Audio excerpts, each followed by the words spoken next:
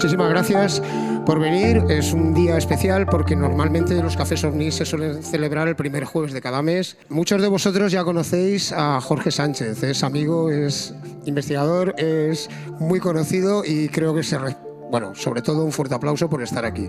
Eso sobre todo. Hoy tenemos un regalo, os vamos a hacer un sorteo, luego antes de hacer el paroncito haremos un sorteillo cogido por una mano inocente y os regalará un libro firmado por él. El libro Testimonios del Insólito es una recopilación, además súper fácil de leer, es muy bonito porque cuenta caso por caso, sin sacar conclusiones, solamente dejando lo que el testimonio cuenta. Son casos muy variados, pero todos contienen un punto en común que es lo que nos gustaría que luego entre todos comentáramos y que todos le preguntaréis a Jorge, pues en fin, todo lo que se os pueda ocurrir. Yo iniciaré un poquito la conversación, ¿no?, en plan entrevista, y luego ya vosotros continuáis. Yo creo que lo mejor es escucharle a él, que nos cuente los casos. Están muy bien elegidos porque de la cantidad que había una cantidad enorme, y ha elegido creo que los que más a él le han parecido que son contundentes, ¿no? Así que os dejo con Jorge Sánchez. Espero que toda la emisión se esté escuchando bien. En manos de Jorge os dejo. Un fuerte aplauso y muchísimas gracias. Bueno, muchas gracias a todos por venir. El Día de los Enamorados. No tenéis otra cosa mejor que hacer que venir a aguantarme a mí aquí y podéis iros a cenar con vuestras parejas o con vuestras... En fin, pero bueno, sin vosotros no hay misterio muchas veces, ¿no? En cuanto a que no hay reciprocidad, no podemos cambiar impresiones. Espero que lo que surja de aquí hoy sea lo suficientemente enriquecedor en el buen sentido de la palabra como para que, cuando menos, como decía antes, cambiemos impresiones y tratemos de llegar a una conclusión, si es que se puede. Una de las cosas que he aprendido es que es muy complicado tratar de concluir, el tratar de sacar conclusiones. Todos podemos sacar nuestras conclusiones. Todo es válido hasta que se muestre lo contrario y, en fin, al final son un conglomerado de hipótesis que ya la mayoría de vosotros, si estáis aquí, es porque os gustan estos temas y más o menos conoceréis qué hipótesis me refiero, ¿no? Independientemente de qué tema hablemos, del fenómeno ovni, en fin, el mundo esotérico, el mundo espiritual, es muy complejo. Yo no he venido aquí para convencer a nadie, he venido aquí simplemente para compartir mi visión de estas cosas, que no es otra que una sana inquietud. Una inquietud que me empujó desde que yo era muy pequeñito, al igual que estoy seguro que os pasa a vosotros. Deciros que, bueno, esta es la excusa de lo que estamos aquí hoy, que es Testimonios del Insólito. Esta es la cuarta publicación, por suerte. Está a la venta exclusivamente en Amazon, tanto en formato ebook de Kindle, digital y en papel, en tapa blanda, porque yo lo he querido así. Es decir, podía haberme quedado trabajando con la editorial con la que estoy trabajando a diario, que era Cidonia, pero preferí a estas alturas de mi vida navegar en solitario, y ser yo el dueño de mi barca y de mi destino. Y bueno, es, como decía Luis, un compendio de experiencias, de testimonios, lo dice el título, Testimonios del Insólito. Son experiencias de personas como vosotros, como yo, personas que no tienen lo suficiente como para, en fin, tratar de sobrevivir en este loco mundo, ¿no? Y más con la que nos está cayendo en diferentes aspectos, no vamos a entrar porque nos tiraríamos todos de los pelos. Como para encima lidiar con algo que les sobrepasa, que no entienden y que les generan una serie de emociones y de circunstancias de las que muchas veces no saben salir, porque primero no entienden, no conocen. Hay gente que sí, que ha leído un poquito, que sabe un poquito más, han profundizado un poco más, pero en líneas generales son experiencias que de alguna manera les marcan la vida para siempre, que en muchas ocasiones, por suerte o por desgracia, fijaros lo que voy a decir, recurren a nosotros. Fijaros, ¿no? Yo ni soy el más listo ni el más rápido, ni evidentemente ni soy nadie en ese sentido, pero yo siempre digo que es para nosotros, digo nosotros, los que estamos inmiscuidos en estos temas y divulgamos. Porque muchas veces ponen medalla, ¿no?, de investigador. No, yo no soy investigador, yo soy escritor porque escribo y soy divulgador porque divulgo.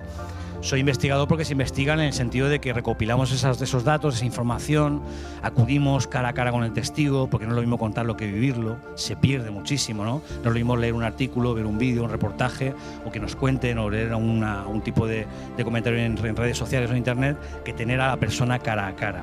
Pues nosotros tampoco lo sabemos todo, ¿no? Muchas veces se delega a nosotros una responsabilidad y unos puntos de vista que, bueno, como estás en el mundo del misterio y llevas X tiempo, pues parece que lo que ya uno está curado de espanto y que lo sabe todo. No, señor. Aquí hay que tener muchísima humildad. Yo no tengo ni idea de muchísimas cosas.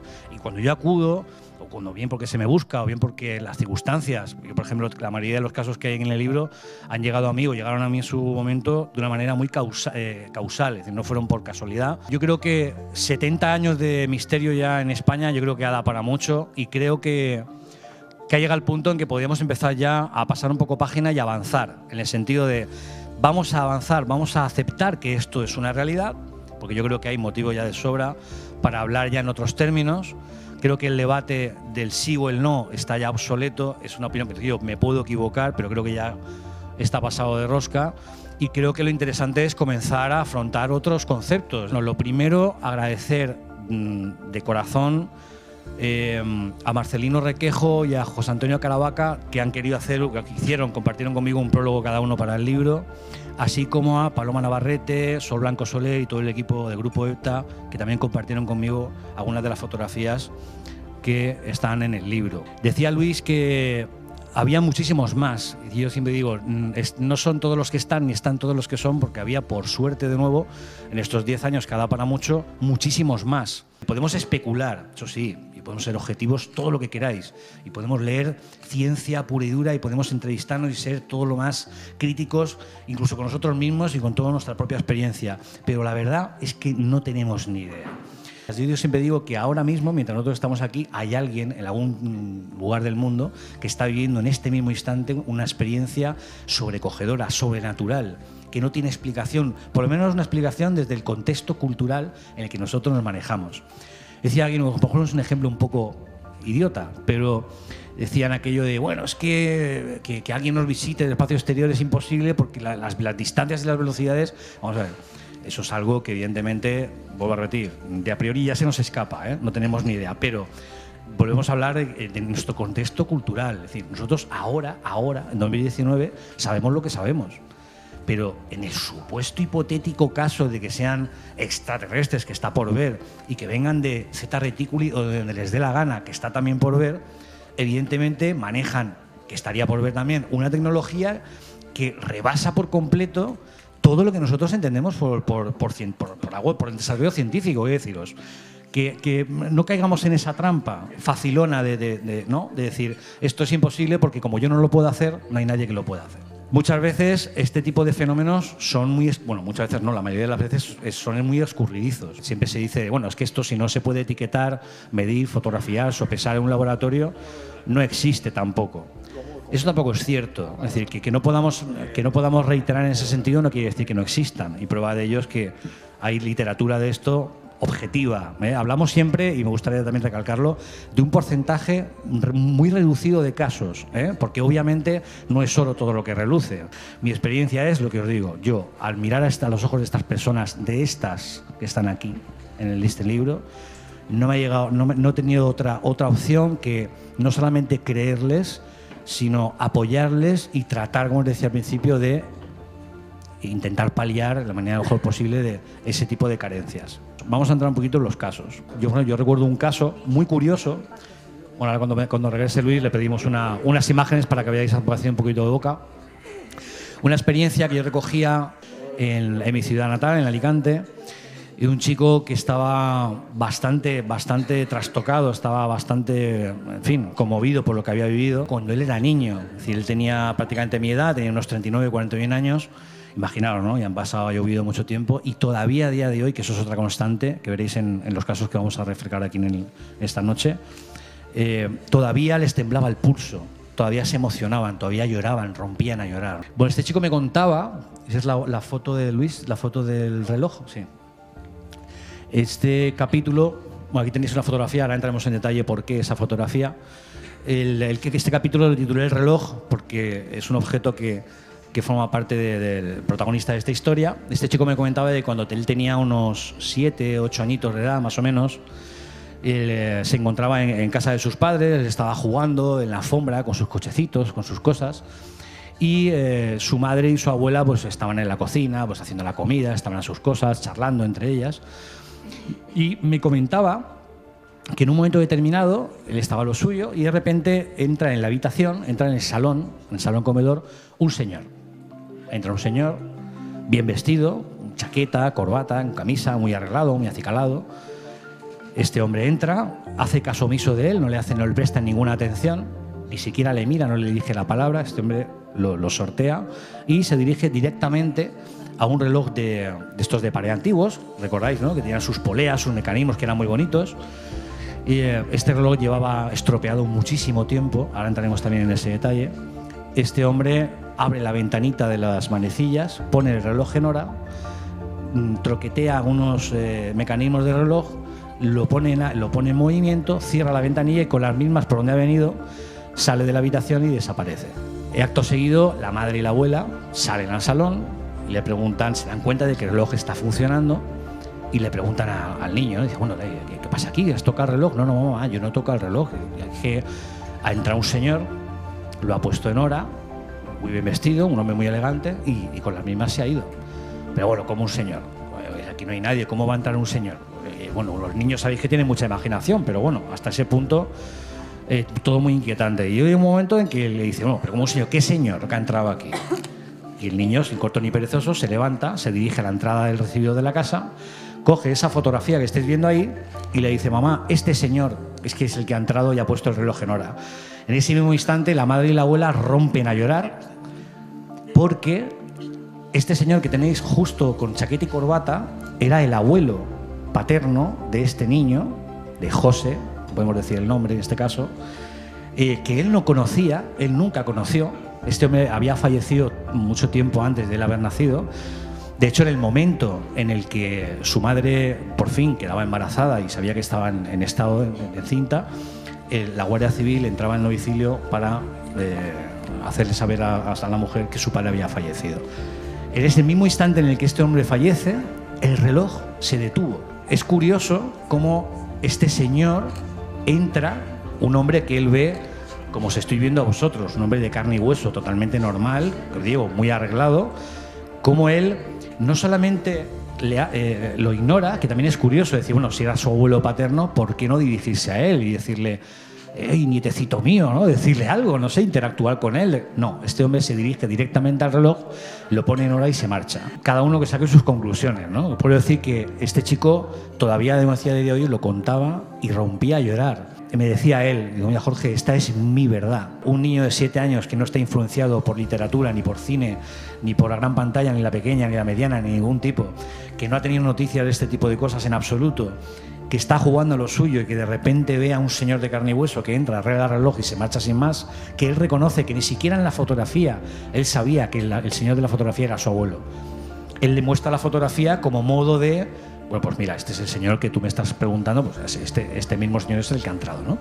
Bueno, como tampoco quiero desgranar demasiado el libro, ya os he contado algunas de la primera parte, en esta segunda parte del libro que entramos dentro de los no identificados, el fenómeno ovni, este tipo de temas, esta fotografía que estáis viendo es, yo creo, uno de los casos más increíbles, los testimonios que yo me he encontrado en estos 10 años, quitando el de Próspera, nuestra querida Próspera Muñoz, 2 guardias civiles condecorados, con una carrera intachable dentro del cuerpo de la Guardia Civil, 2 personas que, dicho por ellas mismas, que se mofaban abiertamente de estas cosas, que gastaban bromas, que chisteaban, que se burlaban, que en fin, ya sabéis cómo van estas cosas, pero que antes de contarme la experiencia me aseguraban, Jorge, a nosotros nos ha cambiado la vida.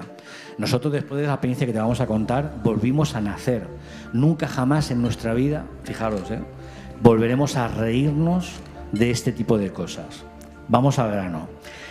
Estas 2 personas me contaban que, bueno, nos ubicamos en el año 2005 en autovía dirección Sevilla-Madrid, en un área de servicio que se llama Los Potros, porque esto va muy lejos, se me ha olvidado deciros, en todos los casos, va muy lejos de la consabida breve entrevista con el testigo. Esto no es cuestión de coger la grabadora, que nos cuenten una historieta e irnos a casa. Están haciendo su patrulla nocturna, como otro día cualquiera, y sobre las 3, 4 de la madrugada, en esa parte de la autovía era prácticamente desértica, no pasaba un alma. Luna llena, cielo totalmente despejado, volvemos a repetir, personas que se mofan, personas, en fin, nos situamos. Ellos llevaban los pilotos encendidos del coche patrulla. En este caso sí me pidieron también que omitiese por anonimato los nombres. Eran Carlos y Víctor, entre comillas. Aquí tenemos a Carlos. Carlos iba de copiloto, conducía a Víctor. Ahora veremos la otra fotografía del otro testigo. Sí, si quieres por la Guardia Civil 2. Bueno, es el carnet propio de la Fuerza de Seguridad del Estado, de la Guardia Civil. Bueno, me contaban que van circulando y de repente ven a cierta altura, en el cielo, ven una luz. Y bueno, una luz puede ser cualquier cosa. Una luz que se va haciendo cada vez más brillante, cada vez más brillante. Una luz que además se dan cuenta de que está estática en un punto determinado del cielo, que no se mueve y les llama la atención, ¿no? Bueno, los guardias civiles que están acostumbrados además a ver prácticamente de todo, ¿no? Se dan cuenta de que conforme se van acercando, van ganando terreno con el patrol, se lo van teniendo más próximo, y cuando prácticamente la vertical de esa luminaria, la luminaria de repente como que cobra vida, por decirlo de alguna manera, y empieza a descender hacia el coche patrulla.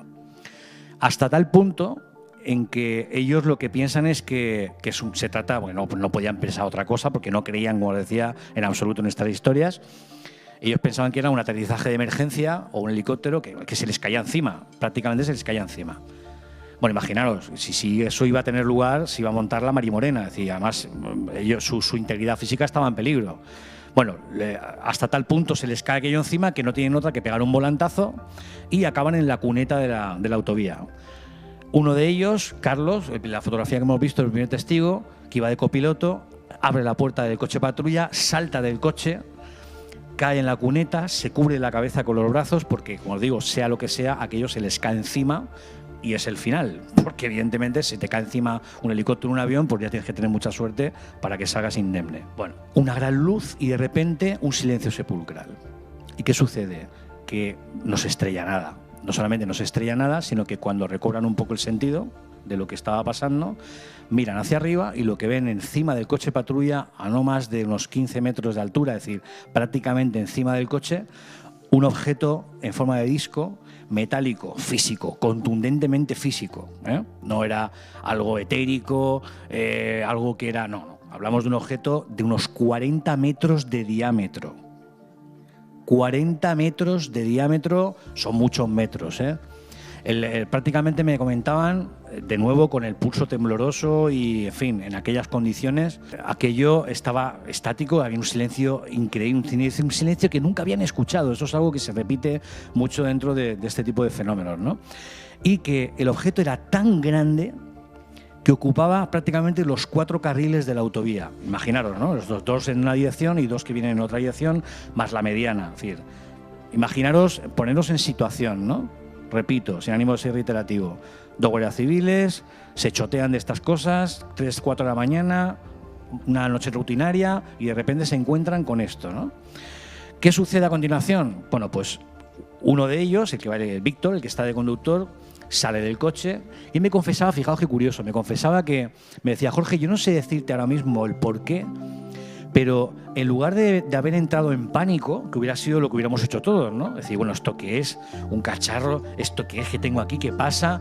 Dios mío, hubiéramos salido corriendo la mayoría, ¿no? Bueno, lo que sucede es que él, sin saber cómo, él mantiene una calma relativa, ¿no? Hasta tal punto que él sale del coche, como os digo, da media vuelta, lo bordea, va al maletero del coche, se queda detrás del vehículo y a continuación él echa mano a la pistola reglamentaria para abrir fuego. Él evidentemente quiere dispararle a aquello por un sentimiento imagino yo, que de supervivencia. Lo pensé 2 segundos y no quise, guardé la pistola porque pensé, fijaros qué curioso, me dijo, en ese momento yo lo que pensé fue, a ver si esto va a ser, digo yo, un prototipo, o vete tú a saber, y voy yo y le pego un tiro. La que fíjate, fijaros, esto no lo digo yo, esto fueron palabras textuales del propio Guardia Civil, es decir, fijaros la conclusión a lo que él llega. Es decir, no sé si es extraterrestre o no es extraterrestre, o si viene de Venus o si viene de San Petersburgo. No, es, joder, que si le pego un tiro me cae a mí un paquete que no veas, ¿no? Bueno, él guarda la pistola reglamentaria y, ni corto ni perezoso, abre el maletero del coche y coge una cámara de fotografía, una cámara de fotos que ellos llevan, sabéis, para cuando hay un atestado, pues enseguida ellos toman, ¿no? 2, 3, 4, 5 fotografías de lo que es el accidente para posteriori hacer lo que es el informe de atestado, etcétera, etcétera. Toma una fotografía. Estas 2 fotografías están en el libro, ¿eh? Son dos fotografías, sí, son dos fotografías muy peculiares. Ahora entraremos en detalle con eso. Él tiró una fotografía con flash, porque era de noche. La cámara, debo deciros que no era una cámara, en fin, porque para lo que era, no era una cámara con una calidad extraordinaria. De hecho, la fotografía, en cuanto a calidad, deja bastante que desear. Pero ahí está, ¿no? Ahí está la toma. Bueno, él salta el primer flashazo de la primera toma fotográfica, y cuando va a hacer la segunda toma fotográfica se da cuenta, porque ellos están absortos con lo que están viviendo, que para ellos el mundo no existe. O sea, ellos tienen encima algo de lo que se han estado burlando toda su vida, pero lo tienen delante de sus narices. Aplastante. Fijaos nada más que me decía, fíjate, Jorge, que yo, lejos de pensar si aquello era extraterrestre o era, vete tú a saber de qué era aquello o de dónde había venido, lo que a mí me llamaba la atención era cómo era posible que un objeto de ese tamaño pudiera estar estático sin hacer ni un solo ruido en el cielo, ¿no? Y estaba tan quieto y tan silencioso que parecía que lo habían dibujado ahí en el aire, ¿no? O sea, era algo increíble, ¿no? Bueno, antes de la segunda toma fotográfica se dan cuenta de que no están solos, valga la expresión, y se dan cuenta de que detrás de ellos ha parado una furgoneta de reparto de la empresa Boyacá, es una empresa pues como puede ser UPS o en fin, y el conductor se había bajado de la furgoneta.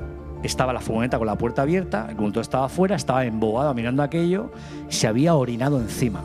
Y yo no puedo, decía él, Jorge, yo no puedo cambiar lo que yo viví.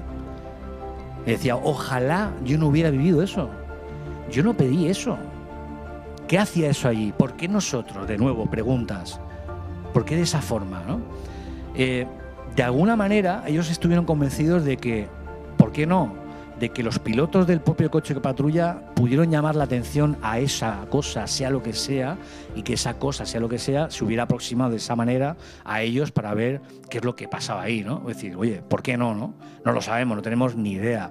Bueno, no sé cómo vamos de tiempo, Luis. Vale, y luego gracias. Venimos con la serie de preguntas y cada uno que cuente lo que quiera y ya está. ¿Ok? Muchas gracias.